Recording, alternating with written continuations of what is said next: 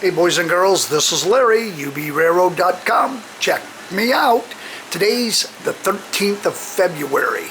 Today's a different video. Today I'm showing some tricks and tips. I've had a few emails that people have contacted me through my website or otherwise, and they ask about certain tools or things that I may use, but I'm going to show you quite a few different little things that I use that really help the modeling go along and go a lot better. If you're doing any kind of modeling, of course you know you're going to need a certain amount of tools. Some of them you make, some of them you buy, some of them you improvise. Now the first thing I'll show you that I use, and I do use this one a lot. This is a Lazy Susie bearing. They only cost anywhere from $5 to $6, very cheap. You can put a board on it. You could turn your locomotive around as you detail it, paint it, whatever. I also use it when I build a building, because then I could spin it around and I could go from side to side with it. So that works real good. Very cheap. Easy way to get around things. Okay, next thing. This right here is what I use to unhook my Bachmann couplers. And if you use Bachmann or anything like that where you got to get underneath it, this works real good. As you can see, this is just a strip of packing strap. I get these out of the dumpsters by the dozens, and I cut them up and bend them and do different things with them. But this works great. I put the blue tape on it because when I set it down, I can never find it. But you just stick this right underneath there, go like this and go beep, and everything comes right up. Okay. Another thing I do, I go to the doctor a lot. I screw up a lot. I usually end up in the hospital once a year for some kind of surgery, but I always skip their throwaway tools. These things are priceless. Now I know you could go to swap meets and you could buy them, but you know what? You might as well take them when you go into the hospital or something, and I'll show you what I've got here. I got a ton of them over here. I use them for everything. I got clamps, clips, scissors. Look at that long needle nose, whatever. These are all very, very useful. I use them everywhere, okay? And now here's something I made. I just took a piece of that wire that from the flags, and I ground off and made a pointed tip. Took a little dowel, drilled it in. This thing works good for punching holes in things, especially like when your super glue dries. Bing, punch it and you clean it all up. Works real good. Another thing I use is, this is my wire stripper. Now, this works real good, but you know, a lot of times I use that real thin wire, you know, like you'd see in a telephone. Well, that doesn't work. You just take a lighter, burn the tip off, peel it right off, you're good to go. Here's another thing I use. This is just a round punch. And what this does, here, let me set this down. Okay, what this does is when you make, you can use different colors of paper, which I do, and I put this in here. Whoops, I want to do that again. Okay, you see this, that little round thing? It's just a piece of paper. Now, you could use black or any color you want, but I use those for like when I use a guide wire from a roof to the building. I'll put that in first, and then I put my wire like right in the center of it, and it looks like a big washer. It works real good, real cheap way of doing things, okay? Then another thing I use a lot is this little torch. This thing works great. You can heat up anything. Track, you can solder with it, pre-bend things with it. Does a great job. This is only like $12. Then I showed you this the other day in my truss video. This is great for cutting angles, okay? Like I said, mine is wore out, and mine's got kind of an arch to the bridge. I don't know if you can see the gap in there or not, but the back doesn't cut, just the front. But you could cut this, I mean, you can see all the different angles and everything. This thing does a great job if you've got a lot of supports, or it works real good for making those 45-degree supports for corners in trusses and bridges, tunnels, everything. Then another thing I use is I use this air die grinder. This was like I think $7 or $8 at Harbor Freights. And then I bought this. I bought this for $52, brand new. It's my little air compressor. Does a great job. It's got a 4-year warranty on it. You can't beat it. Harbor Freights.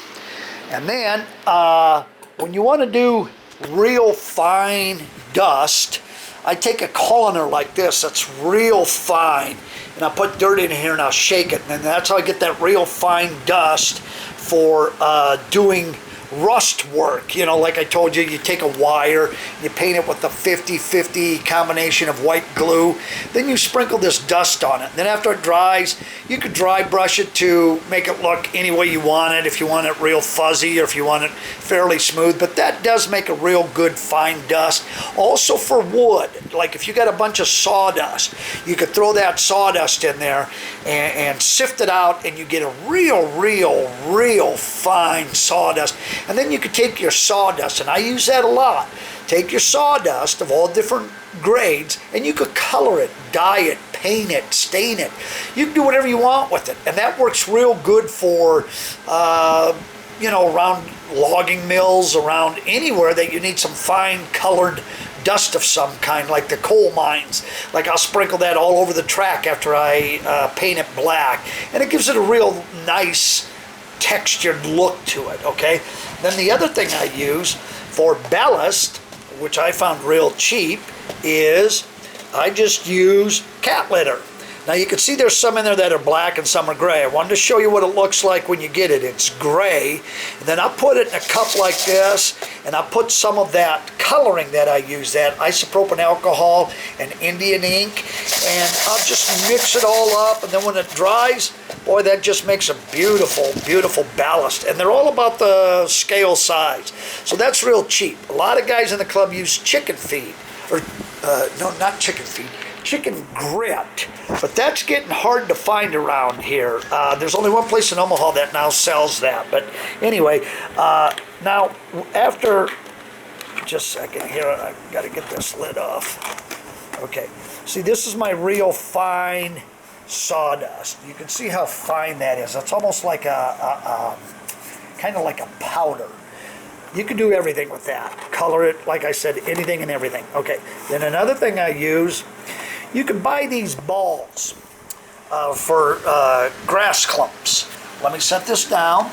Okay, this right here is about, $4 or $5. And you just pull one of these off, and you can paint it a little darker and set it down like that. There's your grass clump, okay?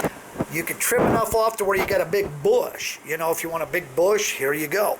They're very cheap stuff, okay? Then I use these, what do you call them? I guess you'd call them a TV dinner. I usually buy a lot of these because I try to watch what I eat and I don't want too much. So I'll use these dinners. But then I save these trays. I call them a PT tray, a project tray. And they work real good for holding things and doing whatever you want to do with it. So that right there, you can see I got them all over the place. I got, you know, I use them everywhere. You know, they work real good. Oh, here, let me show you this. Here's some sawdust that I tinted pink. Okay, I used a little project for my granddaughter where I needed some pink. So the sawdust does do a good job. Okay, here's another thing I did. If you want a block wall, I just poured a real thin layer in a tin foil tray, and then when it got about 15 minutes into it, I flipped it or took it out, and then I hand carved all of these. And you can see that really turned out really nice, and that's cheap and easy, and you can make any size wall you want depending on the tray you use. Okay, and then now here's what I use for my test equipment. This right here is one of those, it's not coming on today for some reason, but I use that for running my equipment, doing everything with it. Must have a fuse out. It's just working 2 seconds ago. But I use that along with all these test equipment and stuff. And over the years, you know, you're going to accumulate a lot of things. And then you could go out and buy a bag of these clamps for a couple, $3 at Harbor Freights again. I go there a lot. And I hook this to a light. Now this I use like as a continuity light to see if I'm getting power or not or what have you, you know. And then I've got other ones for, you know, I use it for like a little jumper lead, you know. You can use them for all kinds of things. They work great. And this is cheap stuff that anybody and everybody can do. And then I also got one for a 9-volt battery. See, I put a 9-volt battery on there and I could test engines and stuff with it. I mean, they're not going to run very long, but it tells you if the engine's working or not. You know, that works real good. And then I always use a little Vaseline for gear lube, for sliding things into rubber hoses, like when I'm making my lights. I put a little bit of that on that helps me slide it in when it's really, really tight. Works real good. Okay, so anyway, I just wanted to bring some of these ideas to you because I'm sure you use some of them. Maybe you do, maybe you don't. But for those of you who are looking for, you know, alternate ways of doing things, you might consider some of these if you're not already using them, because everything I showed you is dirt cheap. I mean, you know, dirt cheap. And you could do a lot of modeling with what I'm just showing you here, you know. So, you know, start thinking what you need, and then whenever you go shopping, look for bargains, you know, because you got to stop. Remember, you're not using this to make a living. You're not going every day in and out with that tool. So if you find a $3 tool and you know a good one's $50, you get away with a $3 tool for the most part. So anyway, I just thought I'd bring you some quick little tips and tricks and see if that helps anybody. I hope it does. If you like, leave a like. If you don't, well, I guess you don't. But that's it for now, guys and gals. This is Larry, over and out.